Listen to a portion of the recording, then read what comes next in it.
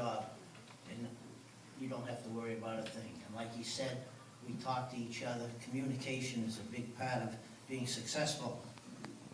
And sometimes you find a diamond in the rough that somehow you missed before the season started, and they become a varsity player partway through the season. There's numerous occasions, sometimes it wasn't until the playoffs, when you recall. Different players are brought up and they are successful, such as Greg Carroll, which mentioned earlier as a sophomore. We had 2 or 3 different freshmen come up. Neil O'Connor, one of the last ones, as a freshman, came up in a tournament game and pitched his first game on a varsity level in a tournament game and won the game. To be successful, first of all, you have to be a coach at Leominster High School. There's a special type of kids. They're kids that don't like to win, don't like to lose. But they do it and play it with intensity and class. You have to be successful when you're coaching those type of individuals. I know I graduated from Leominster High School in 1956. Went to college, Fitchburg State. I was a good athlete, small, did well in many different sports. Took up soccer when I'd never played in my life at Fitchburg State. Went on, we played for the national championship in Division III at Slippery Rock, Pennsylvania in 61, or 60, fall of 60. Graduated in 61. And then taught a year in Lancaster and wanted to come to Leominster. There was a principal or a superintendent at that time by the name of Martin L. Moran, who was superintendent of schools. And he gave me the opportunity to come to Leominster. And I told him, I want to come to Leominster, but I want to coach. And the first opportunity I do have in basketball or baseball, because there was no soccer program, I would like the opportunity to try. And the opportunity came as a JV coach. I worked under my Uncle Bill for 6 years. In 1968, I took over as a head coach. And it doesn't take long for the reputation to precede you that I wasn't an easy player, guy, easy coach to play for. You better pay attention. I didn't put up with any foolishness.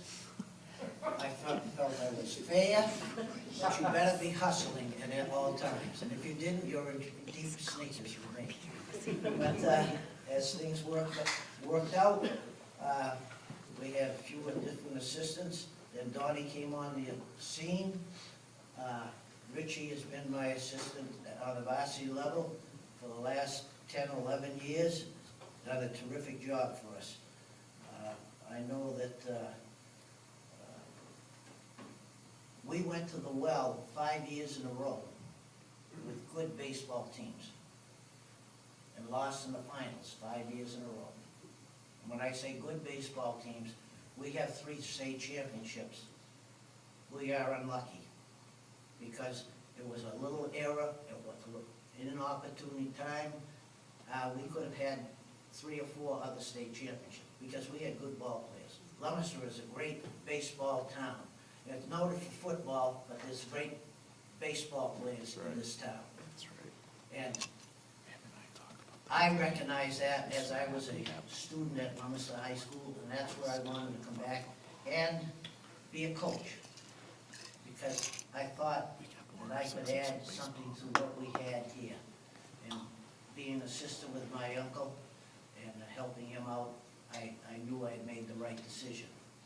And as the times went by, after going to the well 5 years in a row, or 5 times in a row, or not consecutively, and losing in that final game at Holy Cross, which was a nemesis as far as I was concerned early.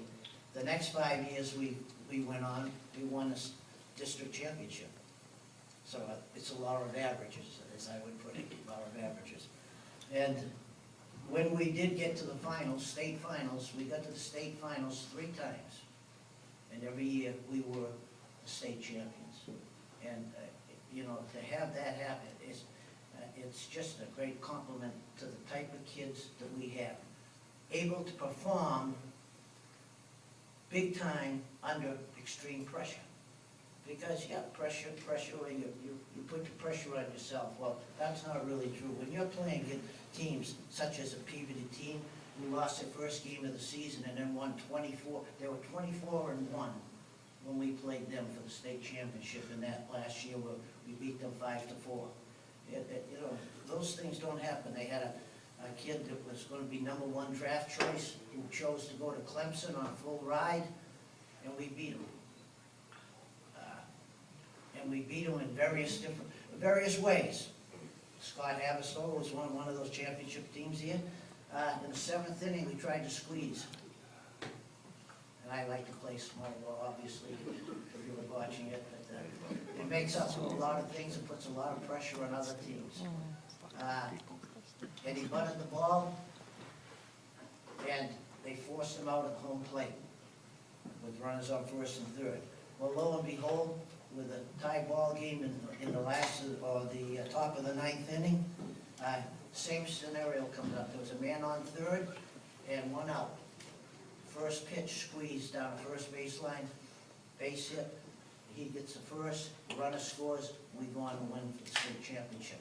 That's the type of kids that we have. We really, if I had to relive my life over, I would not change anything. I would want to coach at Leominster High School.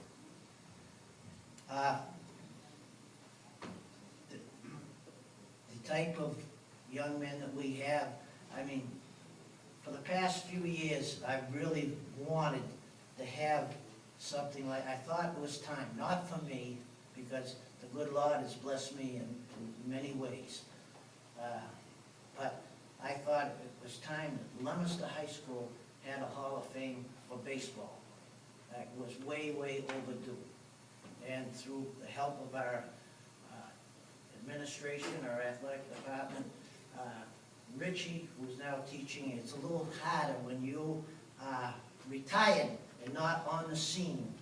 For the last 13 years, I've been fortunate to be allowed to coach in the city, the school system, but I had served my 38 years of apprenticeship as a teacher, and it was time to try other. I played a lot of golf. Just a little bit, you know, but it keeps you happy. Between that and the harness races up in Saratoga, New York, you know, I don't sit with my on my hands, but it's a great tribute to my assistant coaches because they have done a tremendous job carrying the ball for me. As you get older, you find yourself doing a little bit less than what you normally do. Of course, years ago I used to run around like a wild man at times, but you know, you've calmed down. Sure you do. At least temporarily. I couldn't reach the second base anymore. But we've had a lot of great times. I mean, I can tell you different stories. Rob Gagney, 220 hitter. That was a backhanded compliment. Then he hit it like 400 feet. Outstanding shortstop. And I believe 2 outs at Holy Cross in the finals. He drives one about 380 feet to left center field for a 3-run double. That was awesome.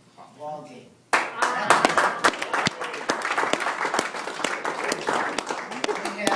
We played Barnstable, a very close ball game. We had Steve Santucci at first base, a runner on 3rd, and 2 outs, 2 strikes on the bat, and a 0-0 tie in the 5th inning. We put on the stretch break for second base. pitcher had, I believe they had 1 hit in 5 innings up to that point. And that was the inning where we got under the motor, got a ground ball, and then a walk. It was first and third, 2 outs. So on the first pitch, we had the runner break for, on the stretch, we had the runner break for second base. The pitcher stepped off, wheeled through to second base, threw it over the right, over the second base's head into right center field. Guy from third scored, and Steve kept on running, threw it third, went on and scored on a play at home, and we went on to win the ball game 7-2. We broke the ice, put the pressure on them, and everyone was relaxed, and they had problems trying to get back in the ball game. And this was indicative of the things that our kids could do. You don't plan that, you just have to be prepared for different things that occur. And it's been tremendous fun. I've really enjoyed myself, but I've been blessed with great assistance. I can't say that enough. I mean, you hear Rich and Donnie, I mean, class acts. And they deserve much of the credit as they're supposed to give to me. Actually, the credit should go to our players, because I can't put a shine on a sneaker. And I don't walk on water either. But these kids here are winners, and they're able to lay it on the line when it matters. And it doesn't matter whether it's baseball, whether it was soccer, or it was last night football game. They're from Leominster, and there's a special breed of kid that is able to perform like they do at Leominster High School. And it's been a real pleasure and an honor for me to be part of this for the last 43 years.